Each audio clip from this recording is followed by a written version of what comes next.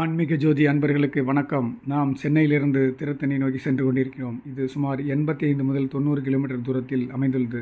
சுமார் 2 மணி நேர பயணம். வாருங்கள், கோயிலை நெருங்கிவிட்டோம். இது நாம் படியின் வழியாக செல்வதற்கான பாதையில் நாம் சென்று கொண்டிருக்கின்றோம். சுமார் 365 படிகளை கொண்ட இந்த கோயில் சிறப்பு வாய்ந்தது. ஏனென்றால் வருடத்திற்கு 365 நாட்கள். ஸோ அந்த 365 நாட்கள் குறிக்கிற மாதிரி 365 படி இந்த கோயில் இருக்குது. வாங்க, திருத்தணி முருகன் கோயிலோட வரலாறை பற்றி நம்ம பார்க்கலாம். முருகனின் 6 படை வீடுகளில் 5ஆம் படை வீடாக திகழ்வது இந்த திருத்தணி மலையாகும். இது இந்தியாவின் வட தமிழ்நாட்டில் உள்ள திருவள்ளூர் மாவட்டம் திருத்தணி மலையில் அமைந்துள்ளது.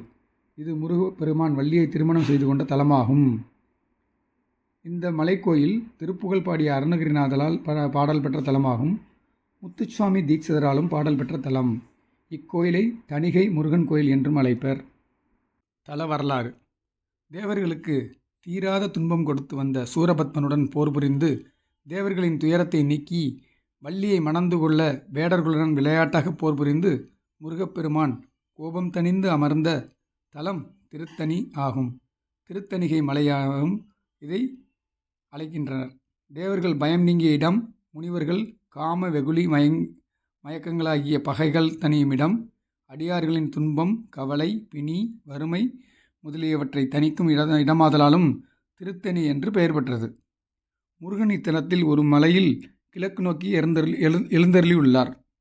இம்மலையின் இரு பக்கங்களிலும் மலை தொடர்ச்சி பரவியுள்ளது. வடக்கே உள்ள மலை வெண்மையாக இருப்பதால் பச்சரிசி மலை என்றும், தெற்கே உள்ள மலை கருநிறமாக இருப்பதால் புண்ணாக்கு மலை என்றும் அழைக்கப்படுகிறது. சரவண பொய்கை என்ற புகழ்மிக்க குமார தீர்த்தம் இந்த திருக்குளம் மலையடிவாரத்தில் உள்ளது. இத்திருக்குளத்தை சுற்றி பல மடங்கள் இருப்பதாலேயே இது மடம் கிராமம் என்றும் அழைக்கப்படுகிறது. குளத்தின் கிழக்கு கரையிலிருந்து மலையை பார்த்தால் வளைவாக இடம்பெற்ற மலையைப் போல் இருக்கும். அக்காட்சி மிகவும் அழகாக திகழும். ஆகையால் அருணகிரிநாதர் இதை அழகு திருத்தணி மலை என்று புகழ்ந்து பாடியுள்ளார்.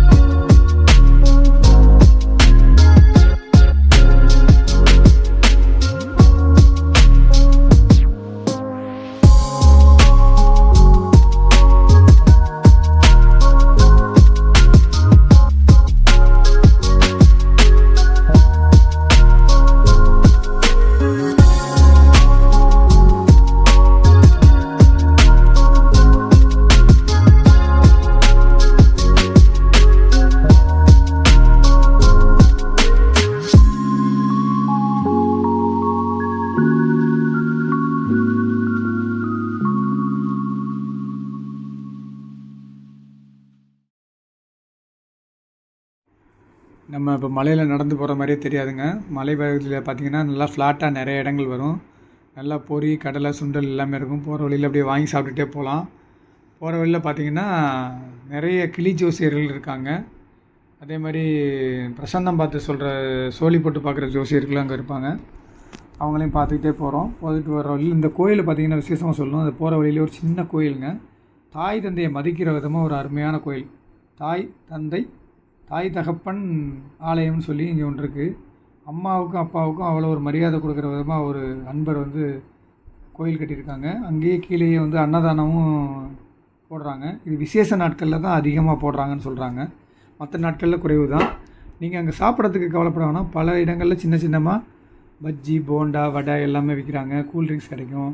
உங்களுக்கு தேவையான அனைத்து பொருட்களுமே அங்கே கிடைக்கும். தங்கி உட்கார்றதுக்கு சின்ன சின்ன மடங்கள், சில பழைய வீட்டுகளில் திண்ணைகள் இருக்குது. ஆறாமரை உட்காந்துட்டு பேசிட்டு அங்கேயே சாப்பாடு கையில் எடுத்து வந்தீங்கன்னா உட்காந்து சாப்பிட்றதுக்கு இடங்கள் இருக்குது.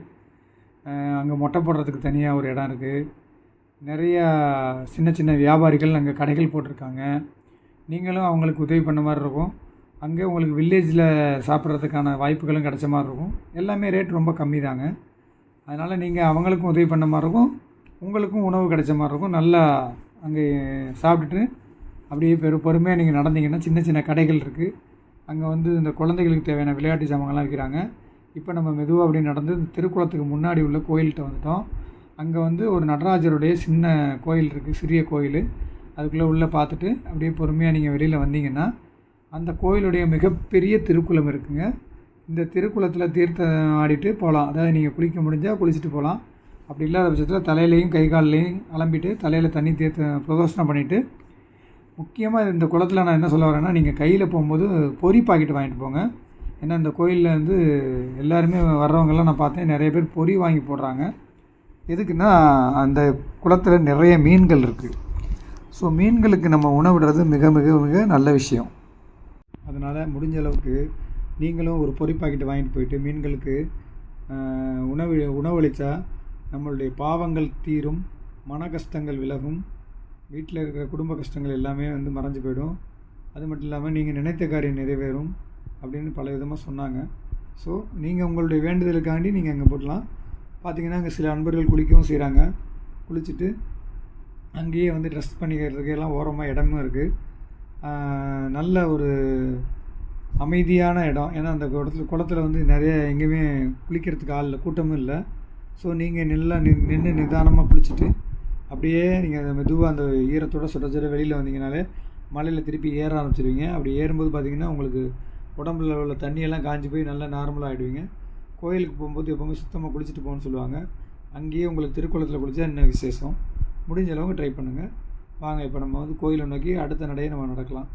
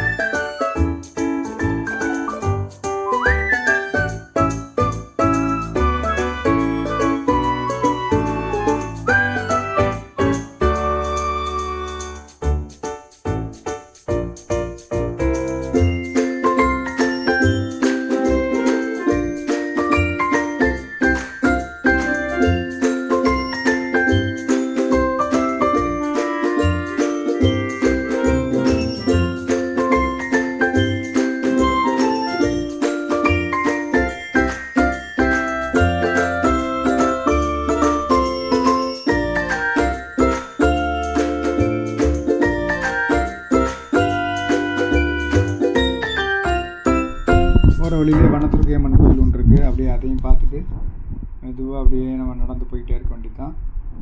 போகிறதே உங்களுக்கு தெரியாதுங்க.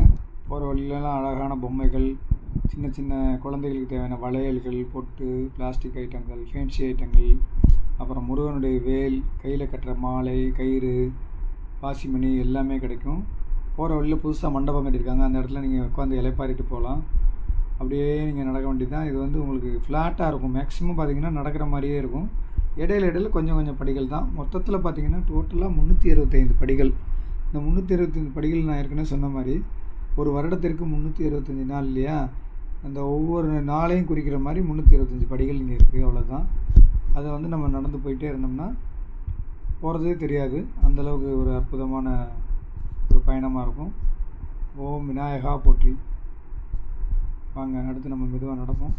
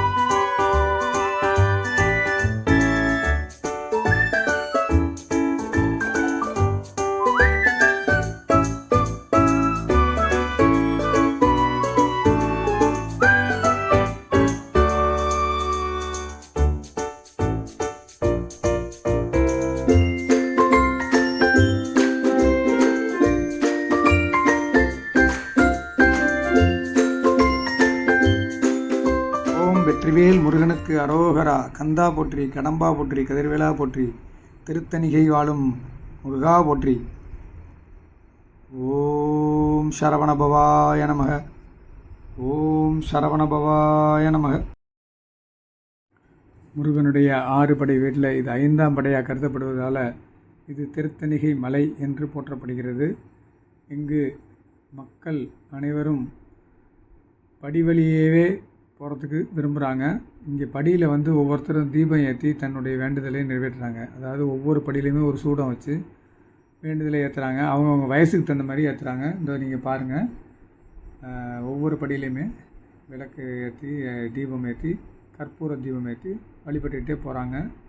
ஒரு புது திருமணமான தம்பதிகள் வந்து தங்களுடைய வேண்டுதலை வச்சு அங்கே வந்து படிகளில் படி பூஜை மாதிரி பண்ணிட்டு போகிறாங்க. இது வந்து வழக்கமாகவே நடக்கக்கூடிய ஒரு செயலாக இருக்குது. பல மக்கள் வந்து இங்கே தங்களுடைய உணவெல்லாம் முடிச்சுட்டு ஓய்வு எடுத்துகிட்டு மெதுவாக நடந்து போயிடுறாங்க. நடக்கிறது ரொம்ப ரொம்ப ஈஸி, அது மட்டும் உறுதி. ஏன்னா படி வந்து நிறைய இடத்துல வந்து தரை மாதிரியே சமதளத்தில் இருக்குது. ஹைட்டான படிகள் எதுவுமே கிடையாது. எல்லாமே நார்மலாக நடந்து போகக்கூடிய படிகள் தான். அந்த பக்கம் பார்த்திங்கன்னா யானைமலை பாதைன்னு ஒன்று இருக்குது. அது ஃபுல் அண்ட் ஃபுல்லாக ஃப்ளாட்டாக தான் இருக்கும். பக்கத்தில் பார்த்திங்கன்னா அந்த புண்ணாக்கு மலைன்ற ஒரு மலை தெரியுது பாருங்கள், பசுமையாக. அந்த மலை அந்த அருகில் தான் இருக்குது. வாங்க நம்ம மேலே நோக்கி போவோம்.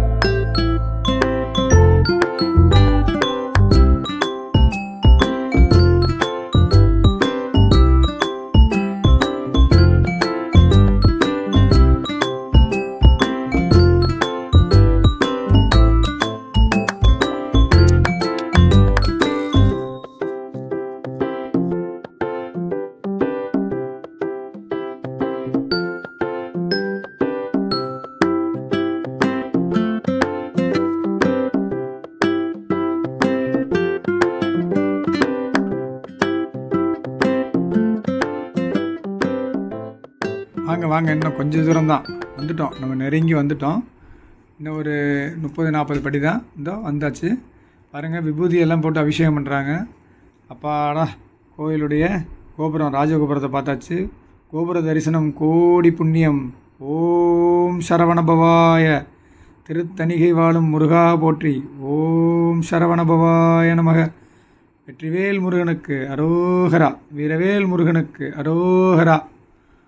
பார்த்திங்கன்னா அந்த முருகனுடைய அந்த வேலில் வந்து கணவனும் மனைவியும் இளந்தம்பதிகள் 2 பேரும் ஒரு வேண்டுதல் நிறைவேற்றுறதுக்காண்டி விபூதி அபிஷேகம் பண்ணுறாங்க. அங்கே கோயிலில் உள்ளே போய் பார்க்குறதுக்கு டைம் இல்லை முடியலைங்கிறவங்க இங்கேயே சுவாமியை கும்பிட்டுட்டு அங்கேயே தேங்காயெல்லாம் உடைச்சி அவங்களே மனசுக்கு வேண்டிய ஒரு நிறைவாக பண்ணிவிட்டு இங்கே மேலே இருக்கிற அந்த தெய்வத்தை கும்பிட்டு, அதாவது திருத்தணிகை முருகனை கும்பிட்டுட்டு போயிடுறாங்க. ஏன்னா தணிகை மலையில் எப்போவுமே பார்த்திங்கன்னா ரஷ் இருந்துக்கிட்டே இருக்கும். சில பேர் வருவாங்க, உள்ளே வரைக்கும் போக முடியலன்னு சொல்லிட்டு இங்கேயே கும்பிட்டுட்டு போகிறவங்களும் இருக்காங்க. ஆனால் முடிஞ்ச அளவுக்கு நீங்கள் இருந்து ஒரு நாள் பொறுமையாக இருந்து சாமியை பார்த்துட்டு போகிறது தான் சிறப்பு. ஏன்னா உங்களுக்கு சினம் தனியும் மனம் குளிரும் முகனை.